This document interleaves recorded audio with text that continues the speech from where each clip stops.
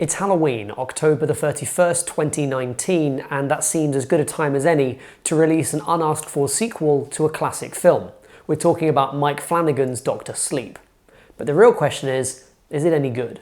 Danny Torrance has survived the events of The Shining at the Overlook Hotel and goes on to live an ordinary life. Well, as ordinary as a kid with ESP can. Years later, and struggling with alcoholism, Danny moves to a small town in New Hampshire where he tries to start afresh. Little does he know that nearby, a young girl is beginning to show the first signs of The Shining. And she's attracted the attention of a strange gang of baddies hell-bent on doing nefarious things to her. That's the basic premise both of this film and of the Stephen King novel that it's based on. So if you're going to go to Mike Flanagan and team and tell him that he shouldn't have made a sequel to a classic like The Shining, well, tell Stephen King that. It is, after all, his story. What's different here is that Dr. Sleep, the film, isn't a sequel to the book version of The Shining, which ends quite differently to the Stanley Kubrick film. It's not even a sequel to Stephen King's version of that movie, which is pretty terrible. If you haven't seen it, I recommend keeping it that way. Bizarrely, Dr. Sleep, the film, is actually a sequel to The Shining by Stanley Kubrick, and so it is quite different to Dr. Sleep, the novel,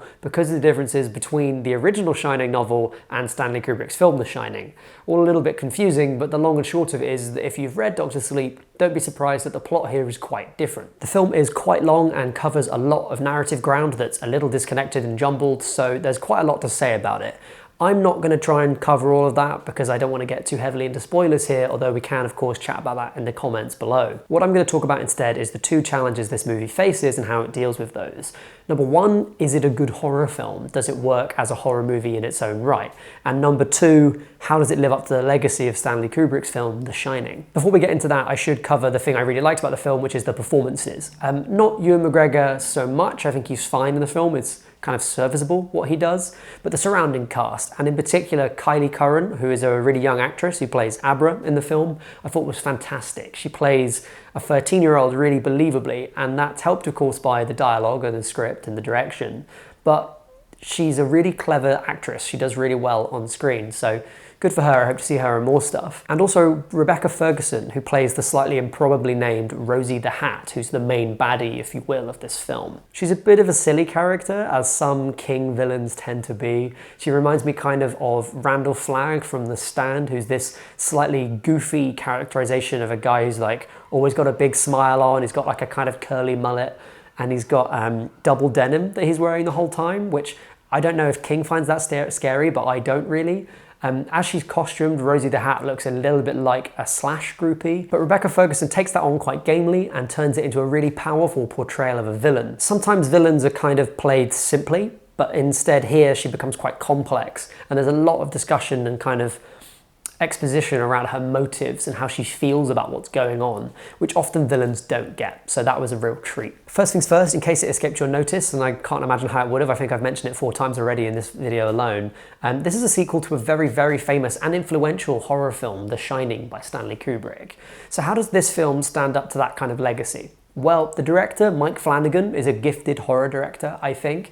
I've seen most of his previous work. I think he's a really clever director. He made Hush and Oculus, these 2 horror films that I thought were really interesting and full of kind of clever ideas that are told in really interesting ways. But also at the heart of it are spooky, and I think Flanagan really understands what's scary. He did a bad movie that I can't quite remember the name of, with Jacob Tremblay in it, which I recommend just giving a miss. But most people will know him for The Haunting of Hill House, the absolutely fantastic series he did for Netflix that came out last year. Hill House is nothing short of a horror masterpiece in my opinion, and it shows Flanagan's skills off really effectively. He knows how to communicate different time periods and places with quick visual cues. He knows how to explore family drama and the kind of problems that often underwrite characters in a horror movie, but very rarely become compelling drama in horror movies.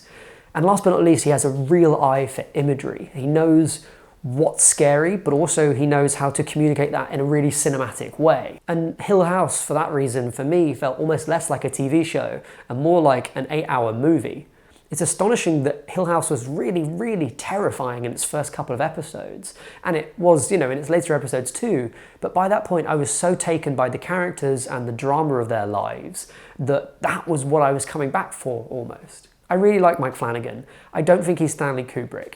And I don't mean that in a bad way. I just think that Kubrick has a particular and singular vision that's very hard to live up to. That's not to say that Flanagan won't become Stanley Kubrick.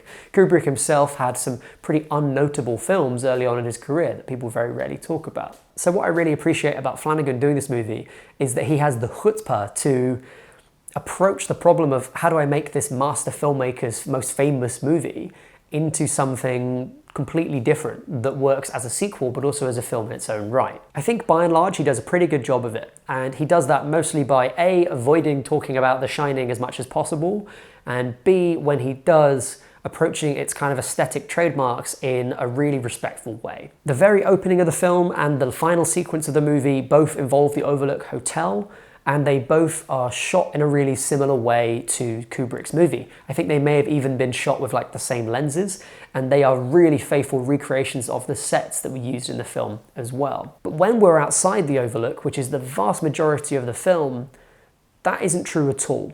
And you can very much see Flanagan approaching it in his own way. He's setting up his own cinematic language.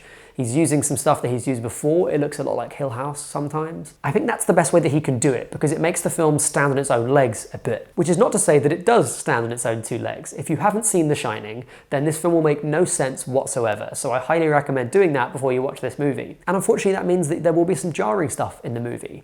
None of the Torrances are acting anymore, you know, so they aren't featured in the film, and there isn't that kind of deep fake de-aging type thing that you can see in The Irishman or with Princess Leia in the new Star Wars movie.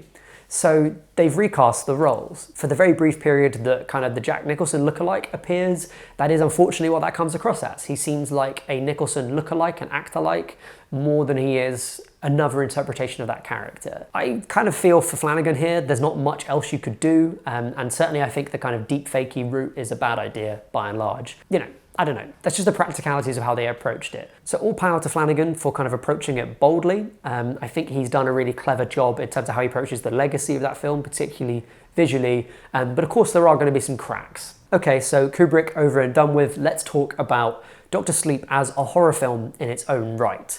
Does it succeed as a horror movie? What does that mean? What does a horror movie have to be? For me, a horror film has to be scary. It's just like saying a comedy has to be funny. That's what makes it the thing that it is.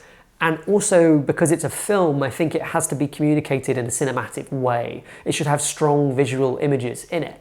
And when those two things come together, you end up with these really strong, horrific images that stick in your mind for a long time afterwards. Think about stuff like Get Out with the guy running at him out of the dark, or Candyman with the bees crawling around and this kind of chapel space in the abandoned section between flats.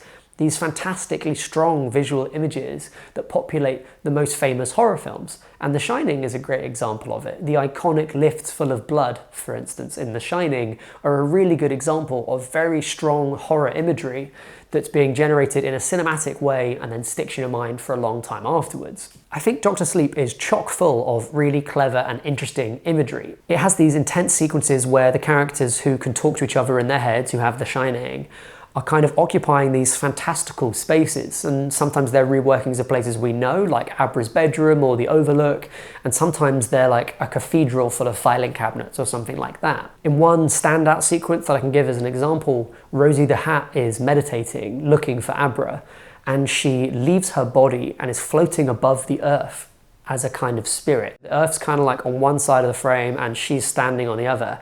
And then she slowly comes closer and closer to the Earth as it spins around. And then now she's plunging through clouds and flying over cityscapes until she comes to rest in front of Abra's house. That's an astonishing visual, and it's not just a good idea, but it's really well executed. The cinematography of the film is fantastic, and it's kind of interesting to see that, especially in the context of Flanagan approaching it in his own way. It doesn't feel like at any point something that Kubrick would have done, even if he had access to that kind of technology. And some of these images are scary, but they are few and far between. And I don't think the film really works as a horror for that reason. It just isn't scary enough. So it's not really a horror movie, but it has some great images in it. And I think I'd invite you more to think about it as a kind of dark fantasy film instead. Certainly King has made plenty of other stuff that fills that kind of territory. A lot of the Gunslinger books, for instance, have that kind of energy to them. So it's not a bad way of approaching a King story, and I think Flanagan has done a really good job of that tone here. It's just not horrific. Dr. Sleep is a really long film that isn't as scary as its genre implies and is definitely not an equal match to the film that it is a sequel to. But it's full of cinematic imagery that's interesting, it has really heartfelt performances in it, and I was never bored in the movie. It was always kind of entertaining and exciting. There was something going on, something clever happening in every moment of it. So it's a horror movie that isn't really scary, it's a sequel that doesn't really work as a sequel, and it can't really stand on its own because it is so ingrained in the imagery and the plot of a previous movie. And yet, I think it's kind of worth seeing. I think there's some interesting stuff in it, and for me, more than anything, it really does show Flanagan as a talent in the horror world. That's it from me, but as ever, and especially with a film as interesting as this one, I'd love to hear what you thought about Dr. Sleep in the comments below. Have a good one. Bye for now. Oh, and I forgot. Happy Halloween.